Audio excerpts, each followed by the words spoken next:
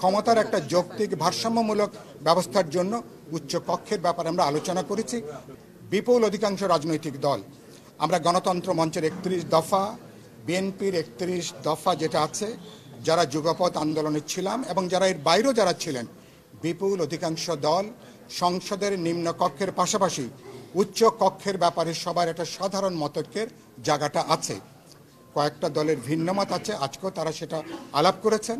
উচ্চ কক্ষের কথাটা এই জায়গা থেকে এসে নিম্ন কক্ষ কোনোভাবেই যাতে সংখ্যাগরিষ্ঠতার জোরে যাতে স্বেচ্ছাচারী হতে না পারেন, কোনো কিছু যাতে চাপিয়ে দিতে না পারেন, কোনো কর্তৃত্ববাদী শাসন যাতে বাংলাদেশে ফিরে আসতে না পারে, একটা চেকস অ্যান্ড ব্যালেন্সের জন্য, ক্ষমতার একটা যৌক্তিক ভারসাম্যমূলক ব্যবস্থার জন্য উচ্চ কক্ষের ব্যাপারে আমরা আলোচনা করেছি। যেখানে দ্বিমত হবে, উচ্চ কক্ষের ব্যাপারে একমত হলো উচ্চ কক্ষের 100 যে আসন প্রতিনিধিত্বটা কিভাবে হবে, এটা কি প্রাপ্ত নিম্ন কক্ষের সিটের আসনে হবে, নাকি সরাসরি দলগুলোর সারা দেশে প্রাপ্ত ভোটের সংখ্যানুপাতিক হারে বিপুল অধিকাংশ রাজনৈতিক দল আমরা মনে করি সারা দেশে প্রাপ্ত দলগুলোর প্রাপ্ত ভোটের সংখ্যানুপাতিক হারে উচ্চ কক্ষের আসনটা নির্ধারিত হওয়া দরকার।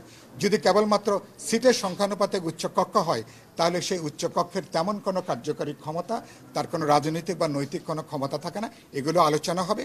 আশা করি আজকে খাওয়ার বিরতির পরে এ ব্যাপারে আরও আলোচনা করে, আমরা অনেক ব্যাপারে আলোচনা হচ্ছে, আমরা দৌড়াচ্ছি অনেক জোরে, খুব বেশি এগোতে পারছি না, কিন্তু ইতিমধ্যে যেটুকু আমরা অগ্রগতি হয়েছে তার উপরে ভিত্তি করে সামনে নিশ্চয়ই আমরা এই জুলাই মাসে যাতে আমরা জুলাই সনদটা স্বাক্ষর করতে পারি সেই লক্ষ্য নিয়ে আমরা কিন্তু কাজ করছি। সবাইকে ধন্যবাদ।